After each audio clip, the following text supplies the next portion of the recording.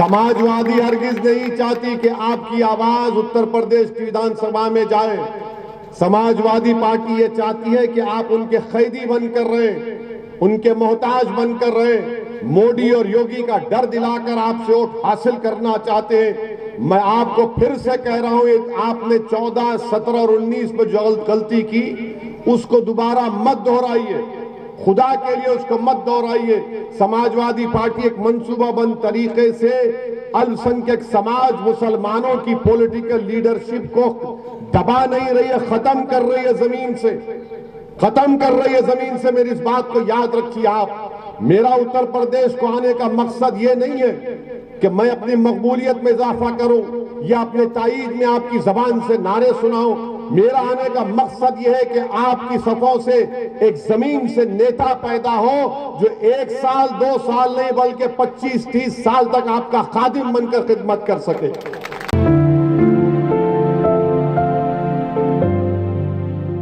क्या समाजवादी पार्टी से पूछिए आप, पार्लियामेंट में 2019 में जब यूएपीए का कानून में तरमीम की गई थी, क्या समाजवादी पार्टी ने, क्या अखिलेश यादव ने, क्या मुलायम सिंह यादव ने अमित शाह के लाए हुए कानून की तायीद नहीं की?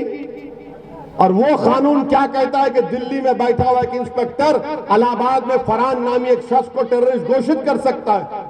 किसने मुखालिफत की? मैंने और इम्तियाज जलील ने मुखालिफत की। हमने पार्लियामेंट में डिवीजन का मुतालबा किया, तरमीमात दी, संविधान का हवाला देकर उस कानून की धज्जियां उड़ाई।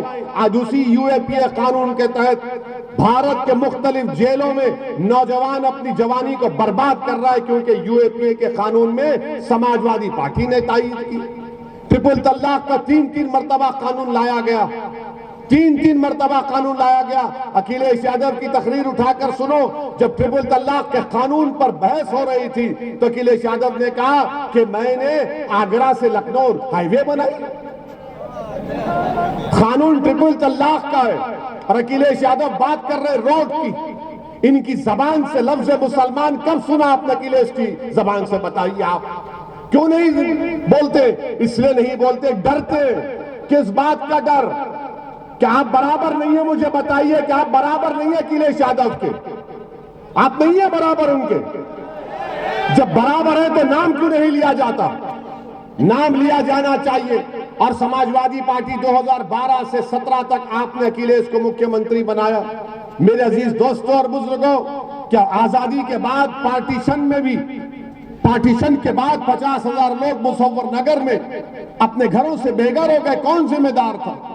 क्या अखिलेश यादव ने आज हम पर उंगली उठाते कि वो इसी जहां इलेक्शन लड़ता है वहां बीजेपी जीत जाती है, योगी को कामयाबी मिलती है? अरे बताओ अखिलेश यादव, जब तुम मुख्यमंत्री थे तुम्हारे पास योगी आदित्यनाथ के खिलाफ केसेस चलाने की फाइल आई तो तुमने उस पर साइन नहीं किया। क्यों नहीं किया?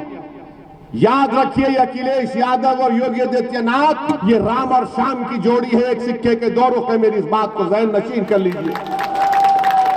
समाजवादी पार्टी का तो ये रिकॉर्ड रहा है, ये रिकॉर्ड रहा है समाजवादी पार्टी का। कितनी बातें आपके सामने रख सकता हूं।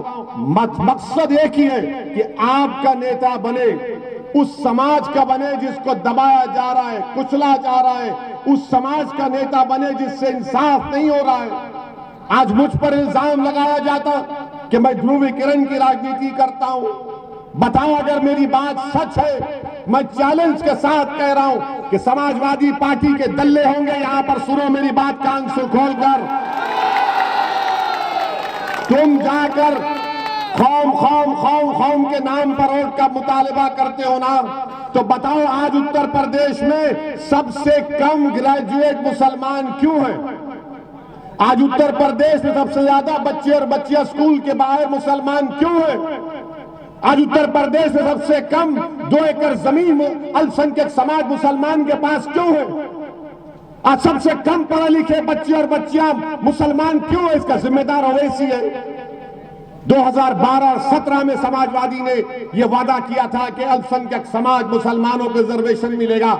आपने रिजर्वेशन दिया? नहीं दिया। मगर अब क्या बोल रहे हैं? आग बंद करके वोट डालो, बीजेपी को रोकना है। अरे बीजेपी को तुम 3 मरतबा नहीं रोक पाए, तुम्हारे घर में शादी थी तो तुमने मोदी को बुलाया, मेरे घर में शादी में मैंने मोदी को नहीं बुलाया था। तुम मिले हुए हो मोदी के साथ। आजम खान जेल को क्यों गए बताओ? क्योंकि उन्होंने अपने मंत्रालय में लोगों का तकर्रुर किया। और ये मुख्यमंत्री दूध का धुलावा था, ये जो इतनी बड़ी रोड बनाया, रिवर फ्रंट बनाया, पूरी मलई खा गया। और आजम पर केस क्या है कि आजम ने लोगों का तकर्रुर ज्यादा कर लिया। कौन मिला हुआ है बताइए आप।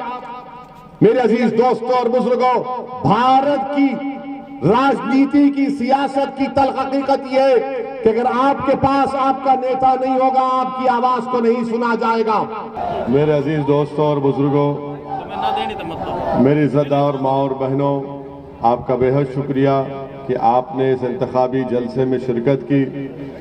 मैं आपसे सिर्फ यही गुजारिश करने आया हूँ कि 27 तारीख के दिन मोहम्मद फरहान साहब को आप अपने कीमती वोट देकर कामयाब करिए। इनका इंतखाबी निशान पतंग का है। ये लड़ाई मजलिस इत्तेहादुल मुस्लिमीन, जन अधिकार पार्टी, भागीदारी परिवर्तन मोर्चा आपकी हिस्सेदारी की लड़ाई लड़ रही है। और मेरे पास वक्त कम है, इसीलिए मुख्तसर से वक्त में मैं आपको ये बात बताना ज़रूरी समझता हूँ कि अगर आपके दिल दिमाग में कोई ये कह रहा है कि समाजवादी पार्टी को वोट देने से आप बीजेपी को हरा पाएंगे, तो मैं आपसे अदबन गुजारिश कर रहा हूं कि ये आपका फैसला गलत होगा। आपने तीन मर्तबा समाजवादी पार्टी को, बसपा को वोट दिया। 2014 में बीजेपी कामयाब हो गई, 2017 में अखिलेश और राहुल मिले, तब भी बीजेपी कामयाब हो गई। 2019 में अखिलेश और बहन मायावती मिले, तब भी बीजेपी कामयाब हो गई। मैं आपको ये बताना चाहूँगा कि हम सिर्फ वोट डालने वाले बन चुके हैं, आज आपको वोट लेने वाला बनना पड़ेगा। और सबसे बेहतरीन, मुखलिस, ईमानदार और बेबाक एक प्रत्याशी फरहान आपके दरमियान में है।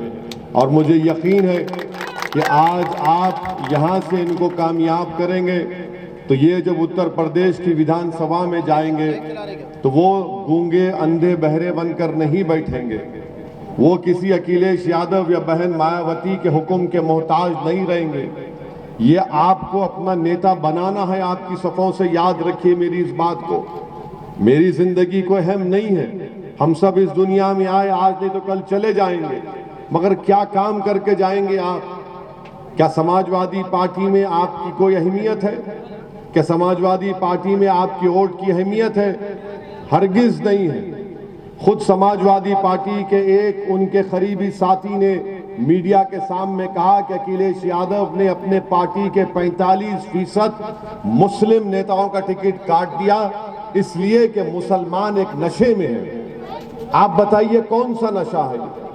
जमहूरियत में जब तक आपकी आवाज नहीं होगी, जमहूरियत में जब तक आपका नेता नहीं होगा, आपके मसाइल हल होने वाले नहीं है।